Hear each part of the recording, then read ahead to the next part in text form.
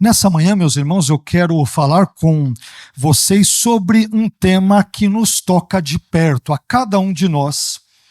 E, inevitavelmente, se nós não experimentamos, eventualmente, esse tipo de situação que comporá a mensagem desta manhã, inevitavelmente, mais cedo ou mais tarde, nós passaremos por tais tipos de situações.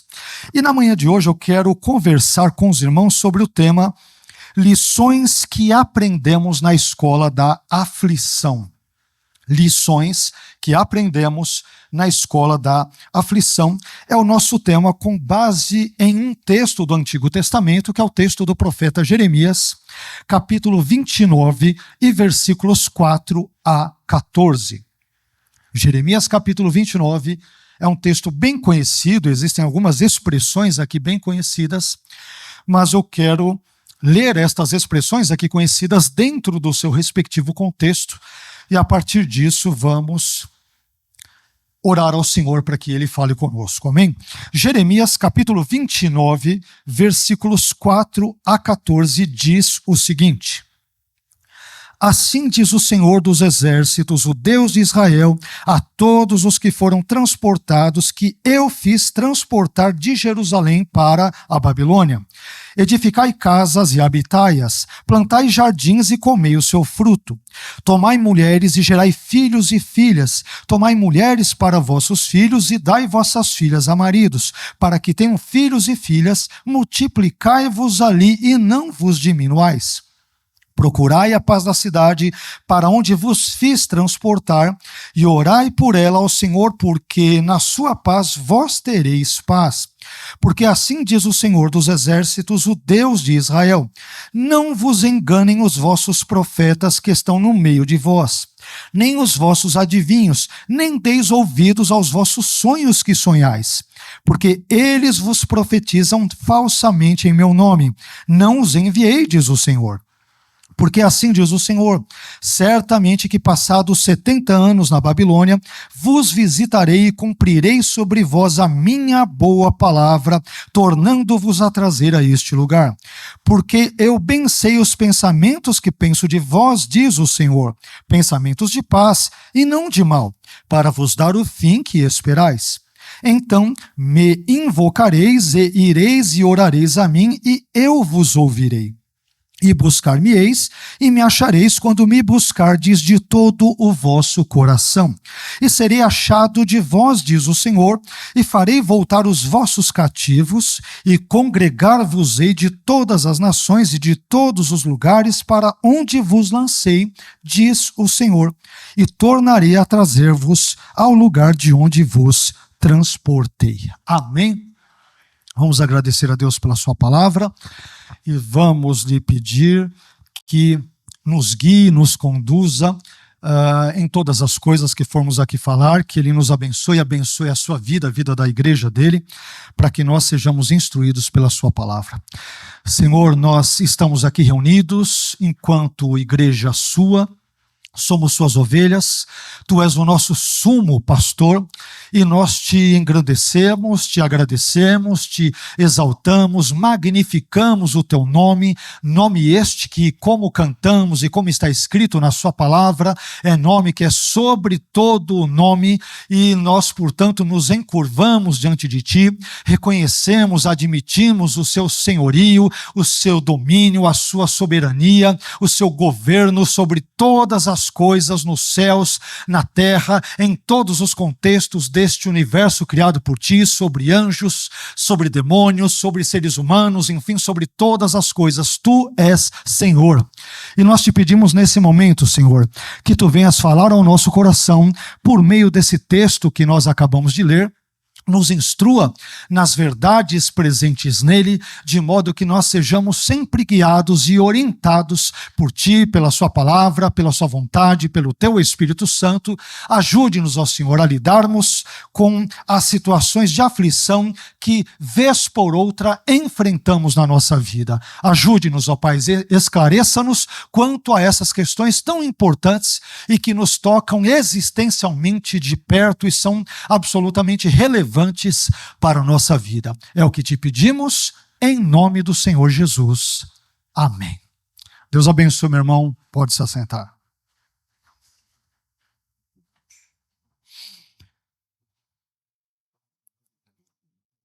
Esse texto do livro do profeta Jeremias que nós acabamos de ler, ele é parte de uma carta que o profeta Jeremias escreveu e enviou para os judeus que haviam sido levados cativos para o contexto do cativeiro babilônico, no contexto aproximado do 6º século antes de Cristo. E isso nós podemos ver, podemos averiguar esse tipo de informação, por exemplo, no início de Jeremias 29, nos versículos 1 a 3. Mas antes de nós comentarmos o texto bíblico em si, nós devemos dar aqui algumas breves informações, claro que de caráter bem introdutório, sobre o contexto histórico dessa passagem bíblica de Jeremias que nós acabamos de ler, a fim de que estejamos ali, sejamos ambientados dentro desse contexto todo. E de forma bem resumida, meus irmãos, o contexto histórico dessa passagem é o seguinte: quando nós retrocedemos alguns capítulos no livro do profeta Jeremias e voltamos até Jeremias capítulo 25, versículos 1 a 14, nós vemos ali Deus prometendo que levaria Judá cativa, presa para a Babilônia. Ora, mas a pergunta que surge diante desse contexto é a seguinte: por que Deus faria isso com o seu próprio povo, o povo da aliança, o povo de Judá? Por que, afinal de contas, Deus faria isso? E quando nós lemos Jeremias 25, versículos 1 a 14, nós descobrimos que Judá seria levada cativa para a Babilônia por várias razões. Mas entre essas razões, eu diria que o texto bíblico, ele nos destaca aqui 3 principais delas. Primeira, Judá seria levada cativa para a Babilônia porque não obedeceu à palavra de Deus que lhe havia sido enviada várias vezes por intermédio de diversos profetas ao longo dos anos, e entre esses profetas, evidentemente, nós situamos aqui o profeta Jeremias.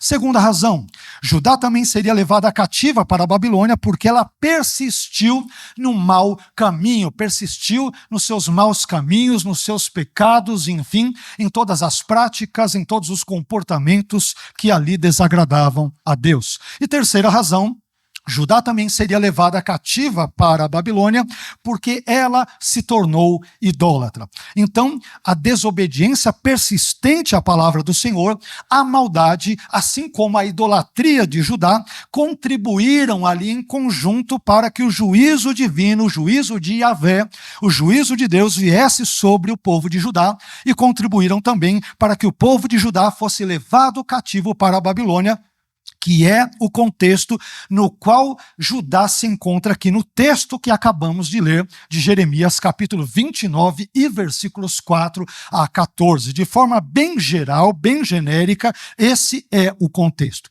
E diante de todo esse cenário de angústia e de grande sofrimento, de grande dor, que Judá estava experimentando durante o cativeiro babilônico, é importante frisar, por causa dos seus pecados, isto é, por causa dos pecados de Judá. Diante disso, eu gostaria de falar então com os irmãos na manhã de hoje, mais uma vez sobre o tema lições que aprendemos na escola da aflição. É claro que nenhum de nós, se eu perguntasse para os irmãos, nenhum de nós gostaria de ser matriculado na escola da aflição. Quem de nós gostaria? Certamente ninguém. Mas quando isso acontece, inevitavelmente isso poderá ocorrer e ocorrerá, algumas lições podem ser aprendidas. E na manhã de hoje, meus irmãos, eu gostaria de compartilhar com vocês 8 lições que nós podemos aprender na escola da aflição, com base em Jeremias, no capítulo 29, versículos 4 a 14, que é o texto que nós acabamos de ler. E indo primeiramente, já diretamente a essa primeira lição, eu aprendo, lendo o texto de Jeremias 29, versículos 4 a 14, eu aprendo em primeiro lugar que na escola da aflição nós aprendemos que Deus fala.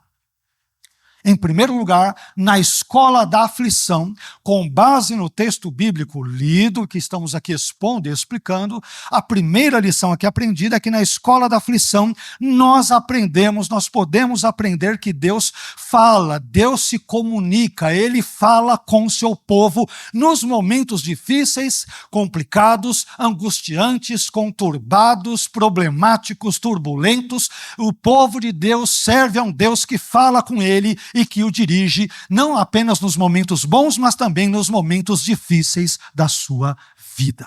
Amém? Vejamos o que diz Jeremias 29, versículo 4, parte A.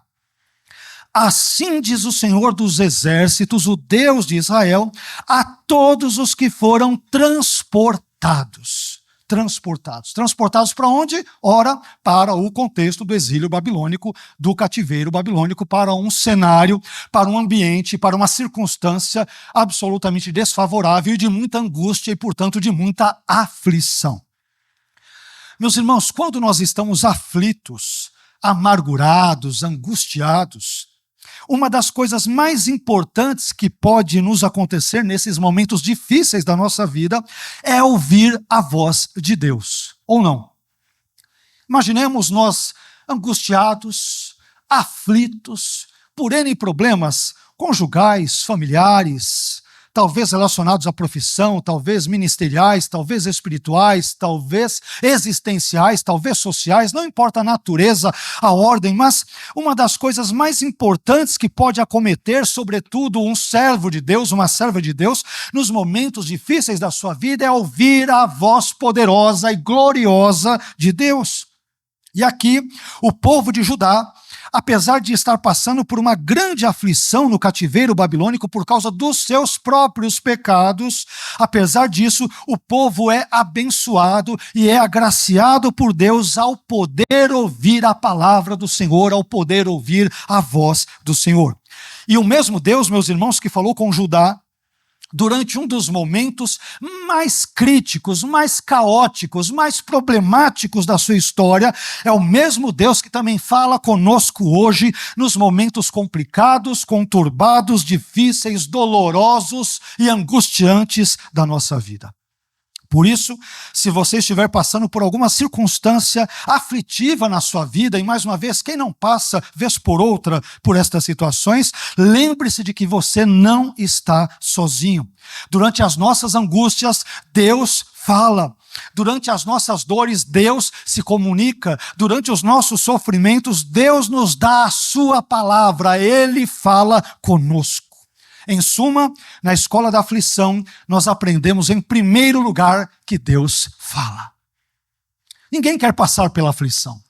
Ninguém quer ter problemas na vida. Ninguém quer ser acometido de doenças. Ninguém quer ficar desempregado. Ninguém quer ter problemas familiares, assim por diante. É evidente, a não ser que seja masoquista. Mas mesmo quando nós, eventualmente e às vezes inevitavelmente, passamos ou passemos por tais circunstâncias, nós podemos contar com a palavra de Deus nos guiando, nos fortalecendo, nos conduzindo e nos abençoando ao longo da nossa trajetória humana e, por que não dizer, ao longo da nossa jornada cristã. Amém? Mas em segundo lugar, também aprendo nesse texto que na escola da aflição, nós aprendemos que a nossa aflição pode ser causada pelo próprio Deus como punição pelos nossos pecados. Em segundo lugar, na escola da aflição, nós aprendemos que a nossa aflição pode ser causada pelo próprio Deus. Por quê? Como uma punição pelos nossos pecados. Esse ponto também é interessante. Porque às vezes quando nós sofremos, quando perdemos o emprego, especialmente no nosso contexto evangelical, e eu não estou aqui generalizando, é claro, mas em alguns contextos, tem alguns irmãos, de novo, sem cometer generalizações, tem alguns irmãos que gostam de colocar a culpa no diabo. Gostam de culpar o tinhoso, o chifrudo, por tudo que acontece de ruim na sua vida. Então o sujeito perdeu o emprego, tá vendo? É o diabo, ficou doente, tá vendo? Olha os demônios agindo. Não que o diabo e os demônios não ajam, meus irmãos, é claro que sim. Isso é muito claro na Bíblia. Mas muitas vezes nós experimentamos males cujas sementes dos mesmos nós mesmos é que plantamos. Nós é que somos responsáveis muitas vezes, não sempre, mas muitas vezes, por colhermos certos males cujas sementinhas você e eu plantamos. E Deus, muitas vezes, nos corrige, nos pune. Vamos ver isso no texto. Jeremias 29, versículo 4, parte B. Lemos a parte A, que diz lá: assim diz o Senhor dos Exércitos, o Deus de Israel, a todos os que foram transportados, parte A, e a parte B diz: que eu fiz transportar de Jerusalém para a Babilônia. Preste bem atenção nisso. Que eu fiz transportar. Não é que Deus tem uma empresa de transportes, não. Mas Deus fez o povo de Judá ser transportado aqui de Jerusalém para a Babilônia. Meus irmãos, aqui quando nós lemos esse texto todo de Jeremias 29, versículos 4 a 14, que é a passagem base fundamental da nossa meditação nessa manhã, nós descobrimos algo simplesmente surpreendente. E o que é? O próprio Deus diz 4 vezes no texto bíblico que lemos que foi Ele mesmo, ou seja, Deus, que fez os judeus serem levados cativos para a Babilônia. Deus não diz isso uma vez, nem duas, ele diz isso 4 vezes no texto. Esse fato aparece, por exemplo, a primeira vez aqui, em Jeremias 29, 4b, onde Deus diz: eu fiz transportar de Jerusalém para a Babilônia.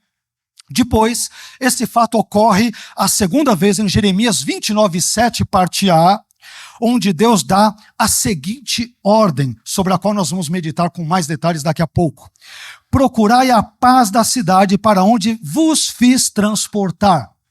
Na sequência, esse fato ocorre a terceira vez em Jeremias 29, 14, na primeira parte do versículo 14, quando Deus afirma: e serei achado de vós, diz o Senhor, e farei voltar os vossos cativos, e congregar-vos-ei de todas as nações e de todos os lugares para onde vos lancei, diz o Senhor. E por fim, esse fato também ocorre a quarta e última vez, no final de Jeremias 29, 14, quando Deus lembra novamente o povo de Judá que Ele mesmo, Deus, é o agente da aflição do seu povo, quando Deus diz ali no finalzinho do versículo 14 o seguinte: e tornarei a trazer-vos ao lugar de onde vos transportei. Então observe que foi o próprio Deus e não o diabo, e não os demônios, e não o acaso, e não eventos fortuitos, e não o destino, quem causou a aflição do povo de Judá. E isto é reforçado 4 vezes no texto. Por quê? Porque Deus deixa claro que esse Deus de amor que a Bíblia retrata, que é um Deus compassivo, que é longânimo, que é bondoso, que é benévolo, também é um Deus justo e santo que pune as pessoas, como por exemplo o seu povo, quando ele sabiamente julgar necessário e sábio e justo e santo e correto fazê-lo. Bem, mas por que Deus fez isso então com Judá? Deus fez isso com Judá porque, conforme vimos brevemente na introdução dessa mensagem, Judá havia sido desobediente à palavra do Senhor, porque Judá havia sido má e também porque Judá havia sido idólatra, no contexto de Jeremias 25, versículos 1 a 14. Às vezes, meus irmãos, como nós dissemos agora há pouco, nós temos uma visão, muitas vezes, bem caricata, bem distorcida, bem errada de Deus. Nós pensamos que porque a Bíblia afirma que Deus é amor, e ela faz isso 2 vezes em 1 João capítulo 4, versículos 8 e 16, então nós deduzimos, não, peraí, Deus é amor, e a Bíblia diz 2 vezes que Deus é amor. Então nós deduzimos, Deus nunca aflige, nunca castiga, nunca corrige e nunca pune ninguém. Deus não faz isso. Meus irmãos, definitivamente este não é, nunca foi e nem jamais será o Deus da Bíblia. O Deus da Bíblia, ele é perdoador, mas o Deus da Bíblia também ele é justo e também é fogo consumidor.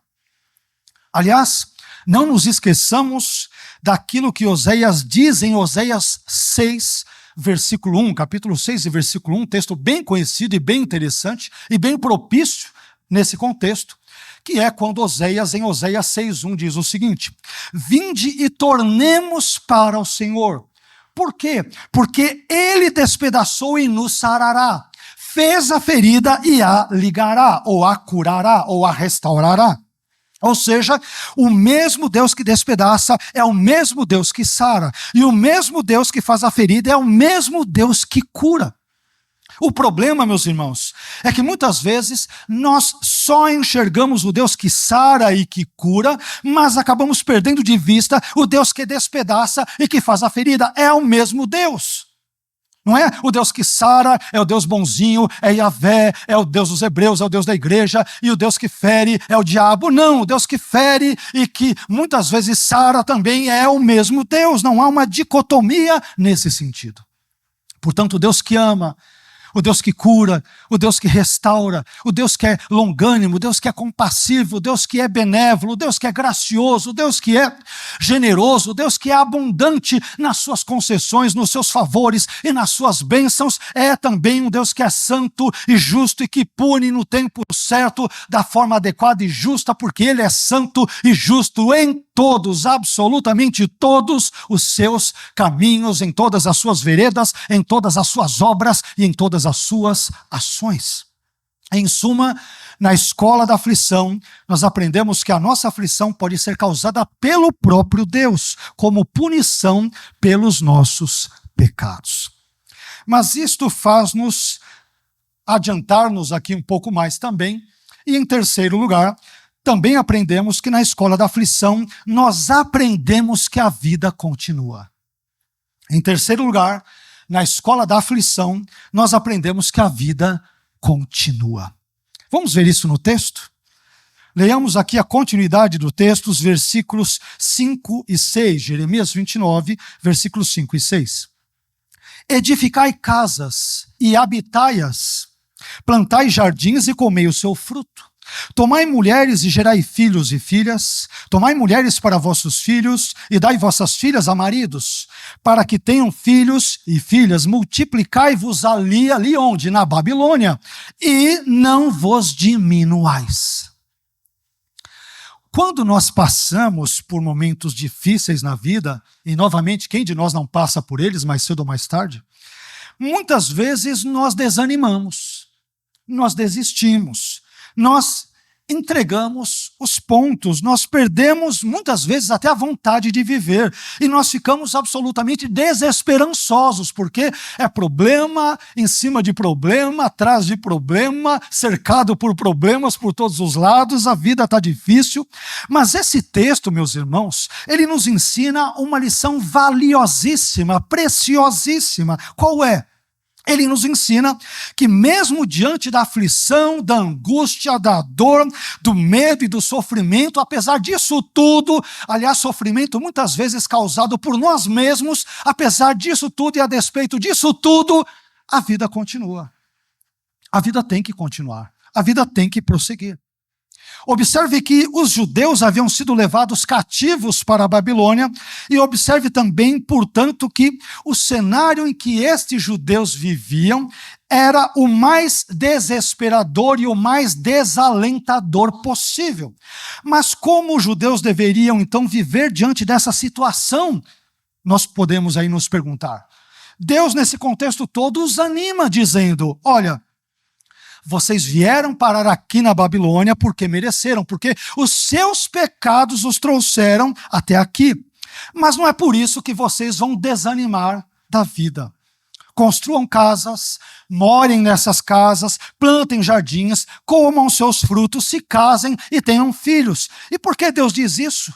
Deus diz isso, meus irmãos, porque mesmo quando Deus nos pune e nos corrige por causa dos nossos pecados, a vida a despeito disso continua. Obviamente, para aqueles que ficam, para aqueles que aqui estão nesse mundo, a vida continua. Existe vida após a correção divina. Tem pessoas que não podem ser corrigidas por Deus que já entregam os pontos. Aliás, nós vivemos numa geração, com perdão pela expressão bem coloquial, aí, bem mimizenta, né?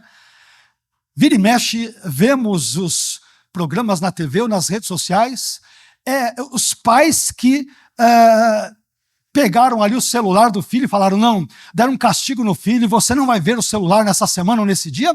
O filho se revolta e vai embora de casa.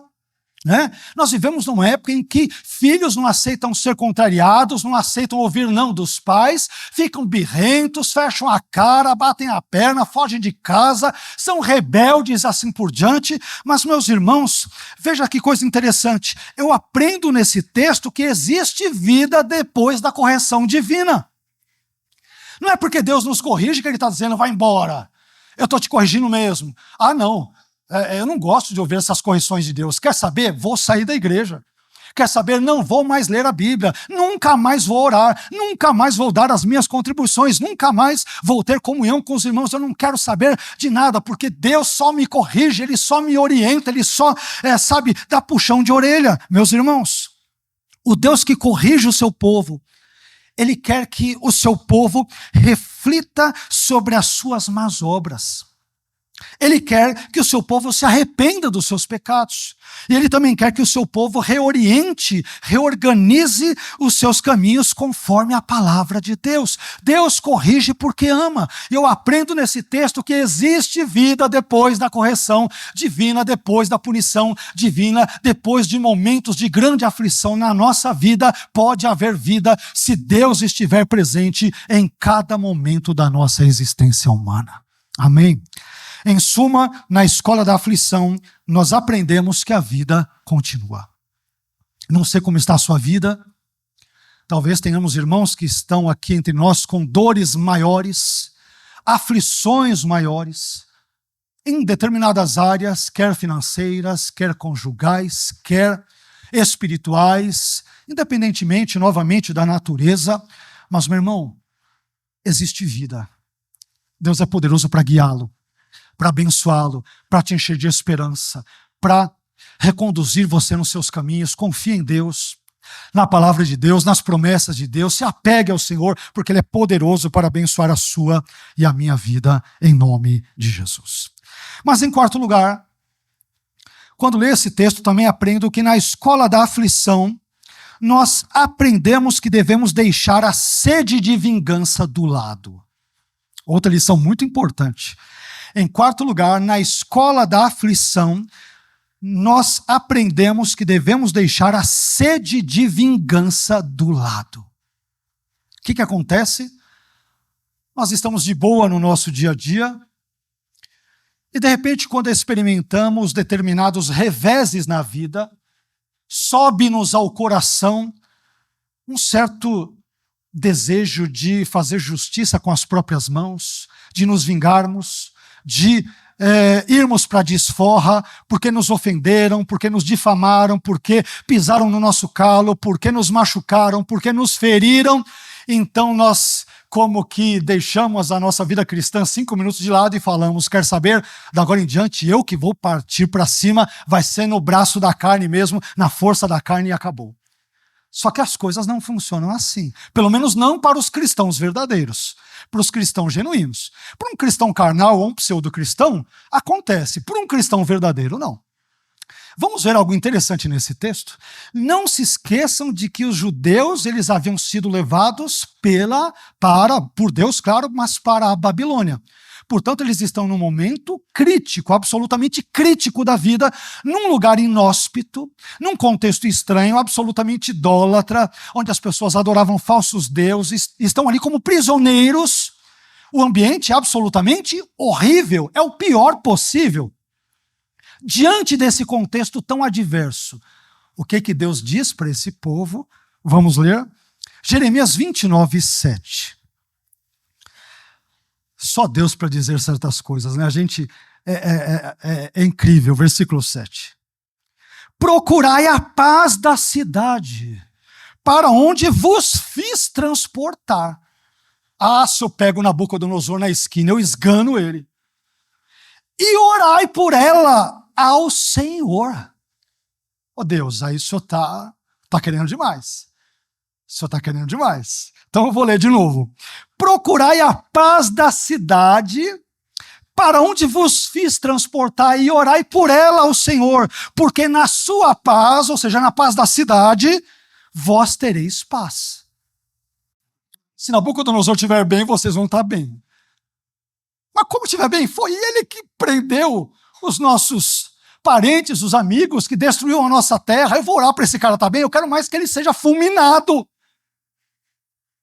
Vocês estão entendendo as ordens de Deus, meus irmãos? Pensa um pouquinho aqui comigo. Os babilônios invadiram Judá, destruíram o templo, saquearam os judeus, mataram muitos judeus, homens, mulheres, crianças, idosos, e também levaram muitos judeus como cativos. Foi uma desgraça só que eles aprontaram em Judá, como instrumentos de Deus, é importante frisar.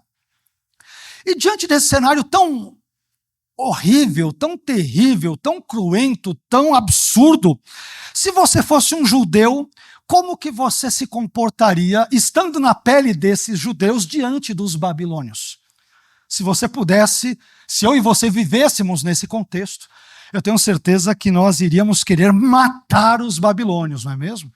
E o primeiro deles seria Nabucodonosor. Você me paga, não é isso? Pois é, mas qual é a orientação que Deus dá aos judeus cativos diante dos seus inimigos babilônios? Deus diz: procurem pela paz da Babilônia e orem pela Babilônia, porque se a Babilônia tiver paz, vocês, judeus, também terão paz. E essa ordem de Deus, meus irmãos, dada aos judeus exilados ali na Babilônia, faz você se lembrar de alguma coisa por um acaso? Em Mateus 5,44, Jesus diz: amai a vossos inimigos, bendizei os que vos maldizem, fazei bem aos que vos odeiam e orai pelos que vos maltratam e vos perseguem.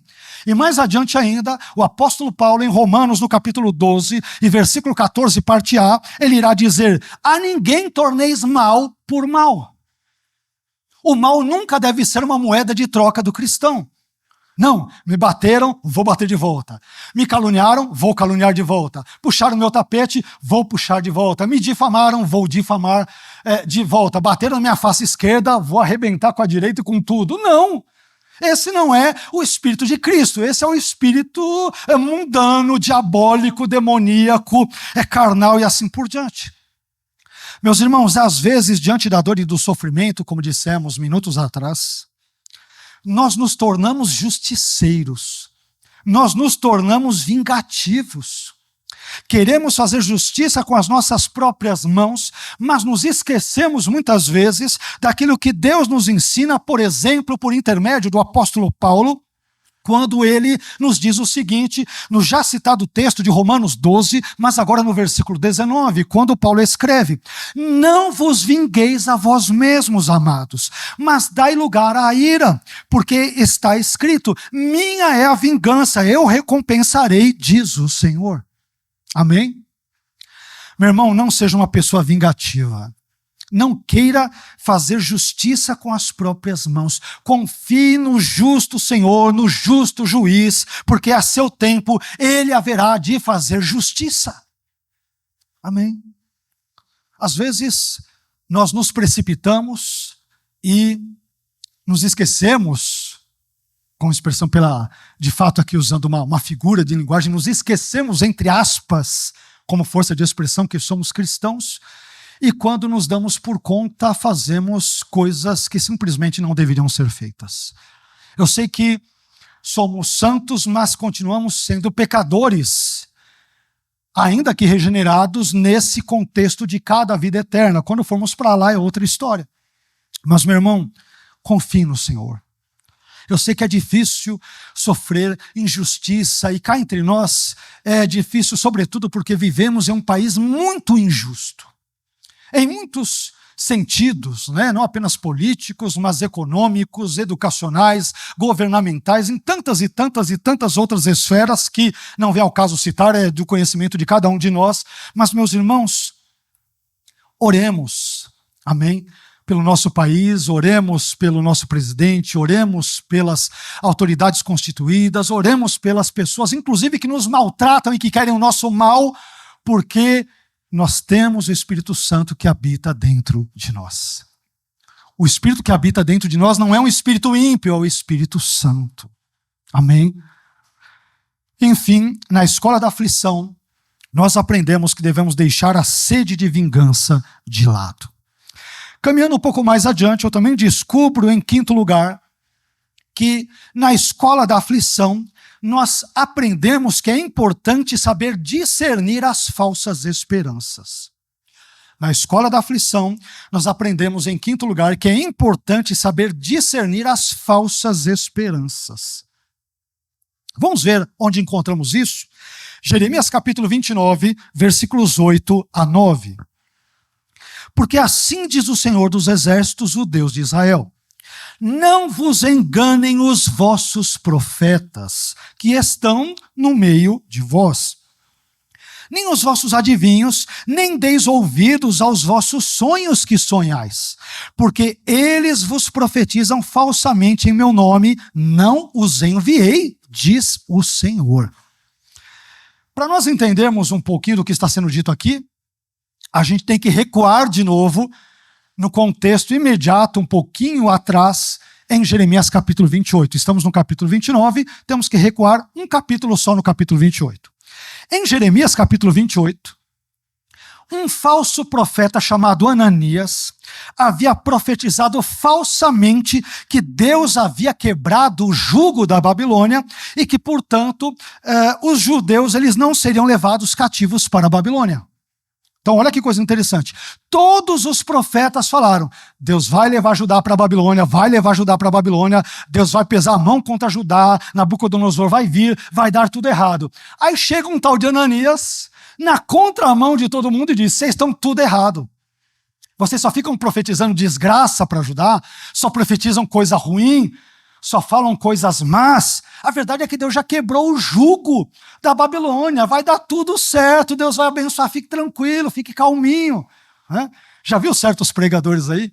Vai pregar, só prega a bênção, só alegria, nunca prega arrependimento, nunca prega mudança de vida, nunca prega confronto com os pecados, nunca confronta o indivíduo com a sua natureza carnal e pecaminosa, sempre prega coisa boa, né, e tal. São os Ananias, digamos, do contexto contemporâneo.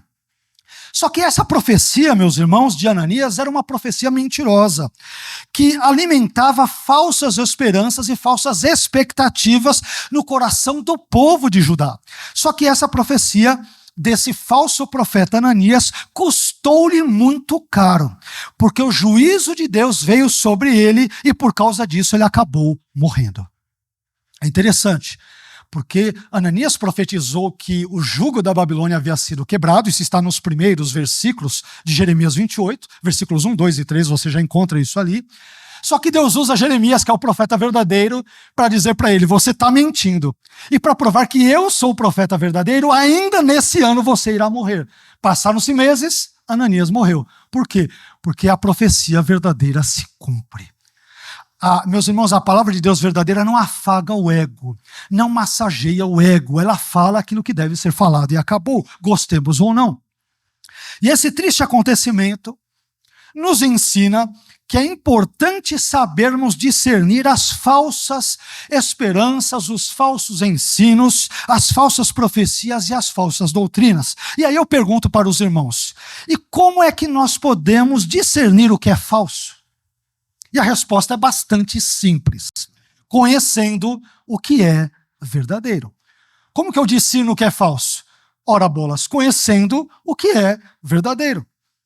A melhor maneira, por exemplo, que nós temos de identificar uma cédula de dinheiro falsa é conhecendo a cédula de dinheiro verdadeira. E da mesma forma, a melhor maneira que nós temos de identificar um falso ensino, uma falsa profecia ou uma falsa doutrina é conhecendo o ensino verdadeiro e a doutrina verdadeira que se encontra na palavra de Deus. Eu me lembro que quando eu trabalhava no banco, os irmãos sabem, eu trabalhei quase 14 anos no banco, 12 deles no Unibanco e quase 2 anos no Itaú. E como gerente de contas, de agência, de pessoa jurídica, eu passei por várias áreas, por vários departamentos. Nós passávamos por vários treinamentos. E eu fiz vários treinamentos para identificar cédulas falsas. Hoje nós não usamos muito por causa do Pix. Hoje, dinheiro físico, claro que utiliza-se bastante, mas não no mesmo volume, na mesma quantidade de antigamente. Mas nós fazíamos uma série de treinamentos e buscávamos conhecer bem as notas verdadeiras para que, conhecendo-as, pudéssemos então identificar claramente as cédulas falsas. Documentos, RGs, passaportes, fazemos treinamento para ver aquilo que era um documento verossímil, verdadeiro, e, portanto, para que pudéssemos distingui-lo daquilo que era uma falcatrua, que um estelionatário deveria querer usar ali para enganar o banco e aquela coisa toda. A mesma lógica, guardadas as devidas proporções, se aplica com os falsos ensinos. Meu irmão, quer identificar, detectar o falso ensino? Conheça o ensino verdadeiro que está na Bíblia. Leia a Bíblia. Leia a Bíblia, medite na Bíblia e estude a Bíblia. Se você fizer isso, você terá condições de distinguir a verdade do erro e terá condições também de distinguir os verdadeiros ensinos dos falsos ensinos. Conheçamos a verdade, meus irmãos. Conheçamos a palavra de Deus, leiamos a palavra de Deus, meditemos na palavra de Deus, pratiquemos a palavra de Deus, nos submetamos à palavra de Deus e nós certamente seremos desviados do erro e seremos abençoados por Deus e pela sua gloriosa direção por meio da sua palavra. Enfim, na escola da aflição nós aprendemos que é importante saber discernir as falsas esperanças. Mas em sexto lugar, em antepenúltimo lugar, tem 8 pontos, estamos no sexto. Em sexto lugar, eu também aprendo que na escola da aflição, nós aprendemos que o sofrimento não dura para sempre neste mundo. Um bálsamo para nós nesse momento, não é isso? Na escola da aflição, nós podemos aprender também que o sofrimento não dura para sempre neste mundo. Vamos ver onde nós encontramos esse princípio. Jeremias 29, versículos 10 a 11. Porque assim diz o Senhor, certamente que passados 70 anos na Babilônia, vos visitarei, e que mais? E cumprirei sobre vós a minha boa palavra. Fazendo o quê? Tornando-vos a trazer a este lugar, ou seja, ajudar. Porque eu bem sei os pensamentos que penso de vós, diz o Senhor, pensamentos de paz e não de mal, para vos dar o fim que esperais. Perceba que Deus está punindo os judeus, mas Ele está dizendo-lhes, olha, não é porque eu estou punindo vocês que eu estou pensando mal de vocês, que eu quero o mal de vocês. Assim como um pai, uma mãe, quando dá um puxão de orelha no filho, quando dá uma bronca no filho, né, o filho, num primeiro momento, numa primeira instância, ele se ressente, ele fica doído, fica ali, murchinho, se sente mal, mas é pro bem dele. É pro bem dele. Agora, você sabe o que eu aprendo aqui nesse texto que lemos, nos versículos 10 e 11? Que a aflição não dura para sempre. Que a tempestade tem prazo de validade, que a turbulência um dia vai acabar. Como nós bem sabemos, Judá havia sido levada cativa para a Babilônia por causa dos seus próprios pecados. Porque Judá virou as costas para Deus, Deus então puniu os judeus ali, conduzindo-os ao cativeiro babilônico. Contudo, meus irmãos, a boa notícia, a maravilhosa notícia, é que esse cativeiro não iria durar para sempre. Deus iria punir os judeus durante 70 anos e depois disso iria reconduzi-los à sua própria terra. E você sabe o que isto significa? Isto significa que, conforme está escrito no famoso Salmo 30, versículo 5, a sua ira, ou seja, a ira de Deus, dura só um momento. No seu favor está a vida. O choro pode durar uma noite, mas a alegria vem pela manhã. Meus irmãos, Deus aperta, mas também ampara. Deus espreme, mas também sustenta. Deus permite o vale, mas também se faz presente nele. Deus, ele pesa a carga, mas também fortalece os ombros. Deus estica a corda, mas também não permite que ela se arrebente. Deus, ele se ira, mas ele também é compassivo, misericordioso e longânimo. Deus é bom. Deus é gracioso. Ele é benévolo. Ele corrige, mas corrige porque ama. Ele reorienta porque ele quer bem, ele faz isso porque ele quer o bem do seu povo, no presente caso da sua igreja, ele quer o nosso bem. Em suma, na escola da aflição nós aprendemos que o sofrimento não dura para sempre nesse mundo. Ainda bem. Mas isso nos conduz a um sétimo e penúltimo ponto, que é o seguinte. Na escola da aflição, em sétimo lugar, nós também aprendemos que é necessário buscar ao Senhor em oração. Na escola da aflição, nós aprendemos que é necessário buscar ao Senhor em oração. Vejamos isso nos versículos 12 e 13, Jeremias 29, versículos 12 e 13. Então me invocareis, e ireis, e orareis a mim, e eu vos ouvirei. E buscar-me-eis, e me achareis, quando me buscardes de todo o vosso coração.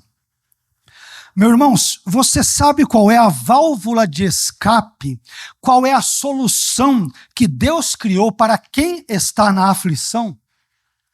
Você sabe qual é a solução que Deus dá, que a Bíblia dá para quem está no meio da aflição? A solução é a oração. Aliás, isso está na Bíblia. Tiago, no capítulo 5, versículo 13, parte A, ele diz o seguinte: está alguém entre vós aflito? Ore. Está lá. Pastor, eu estou vivendo na escola da aflição. Não queria ter me matriculado nessa escola, mas a vida está indo de mal a pior. Eu vejo problemas pela direita, pela esquerda, pela frente, por trás, por cima, por baixo. A situação só piora, a aflição é grande, a turbulência é grande, as tempestades são grandes. Pastor, o que eu faço? E eu te orientaria pela Bíblia, eu te diria, meu irmão, ore. Ore, busque a face de Deus, busque a face do Senhor. Então perceba que a oração é a válvula de escape que Deus criou para as pessoas que estão em aflição.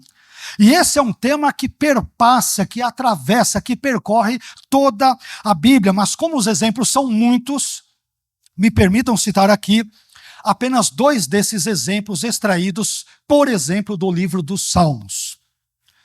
No Salmo 34:6, por exemplo, o salmista diz: clamou este pobre e o Senhor o ouviu e o salvou de todas as suas angústias.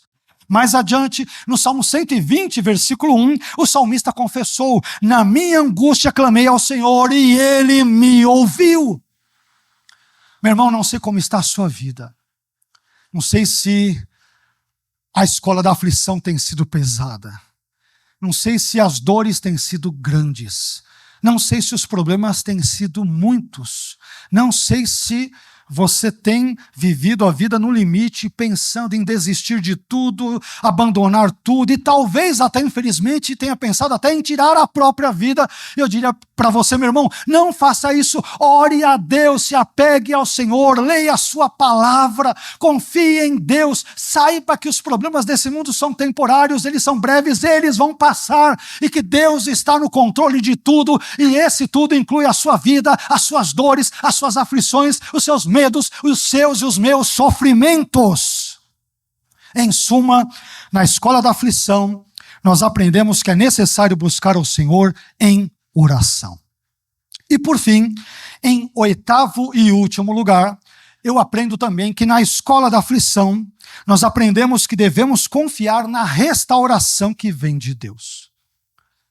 Na escola da aflição, nós aprendemos que devemos confiar na restauração de Deus. Tá difícil, meu irmão? Tá, pastor. Confie em Deus. Confie na palavra dele. Confie nas promessas dele. Se apegue a ele. Se entregue a ele. Mergulhe nele. Seja saciado por ele. Seja satisfeito por ele. Mas confie na restauração que vem apenas de Deus e somente de Deus. Veja o que diz por fim o versículo 14, Jeremias 29:14. E serei achado de vós, diz o Senhor, e o que Deus fará? E farei voltar os vossos cativos, e congregar-vos-ei de todas as nações e de todos os lugares para onde vos lancei, diz o Senhor, e tornarei a trazer-vos ao lugar de onde vos transportei, ou seja, a terra de Judá. Perceba que o texto que nós lemos, dos versículos 4 a 14 de Jeremias 29, começa com o povo na Babilônia amargurando a tristeza ali, todas as dificuldades, numa situação absolutamente aflitiva, mas termina com uma promessa que é um bálsamo, que é um refrigério. Deus diz: estou castigando vocês, mas eu vos amo, e no tempo certo, que é o meu tempo e não o tempo de vocês, a restauração virá. Amém? A restauração virá. Meus irmãos, uma das verdades bíblicas mais interessantes, por mais paradoxal que seja, e nós a citamos brevemente num dos pontos descritos, é que o mesmo Deus que aflige também restaura.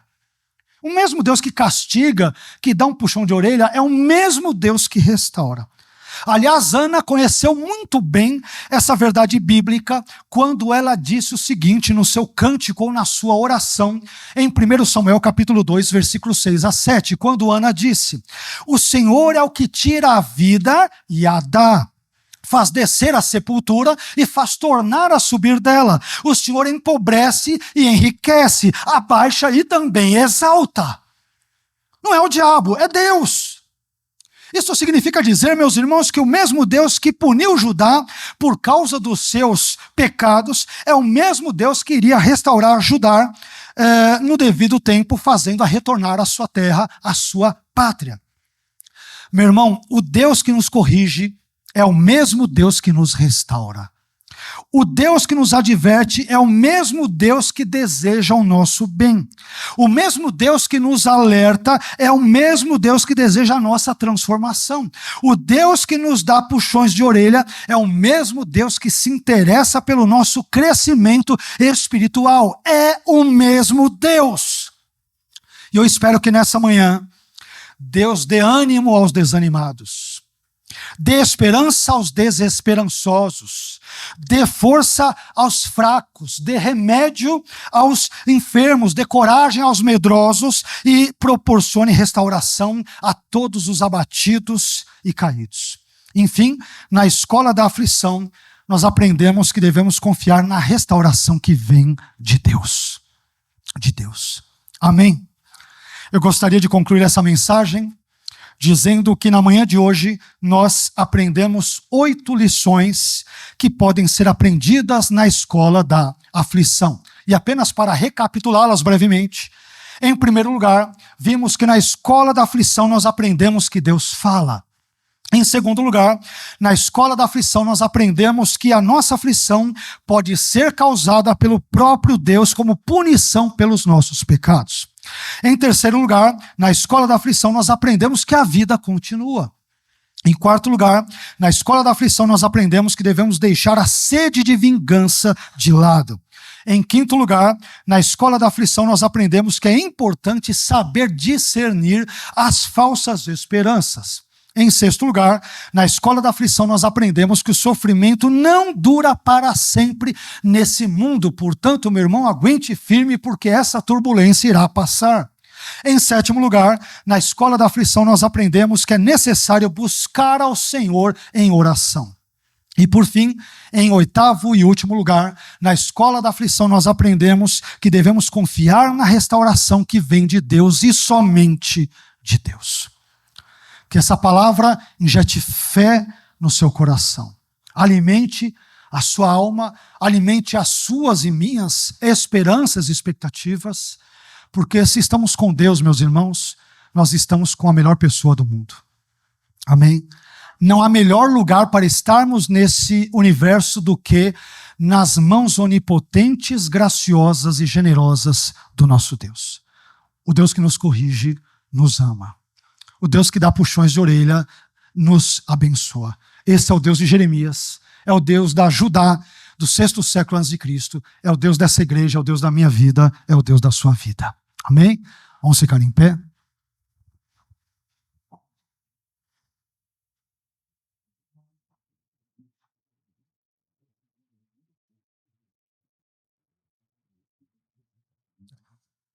Às vezes, quando nós estamos na escola da aflição, passando por momentos difíceis na vida, nós ficamos absolutamente desorientados, desnorteados. Não sabemos para onde ir, para quem ir, a quem procurar. Mas nessa manhã, meus irmãos, Deus nos deu algumas diretrizes bíblicas, alguns princípios bíblicos que devem nortear a nossa vida. Nós não somos guiados por palavras dos homens, somos guiados pela palavra de Deus. Eu espero sinceramente que a mensagem desta manhã venha fortalecer o teu ânimo, venha ajudá-lo a vencer essas crises, aflições, angústias. Não é que elas necessariamente deixarão de existir num estalar de dedos ou num passe de mágica, não é isso. Mas que talvez vivendo na casa ou na escola da aflição, que Deus te guie.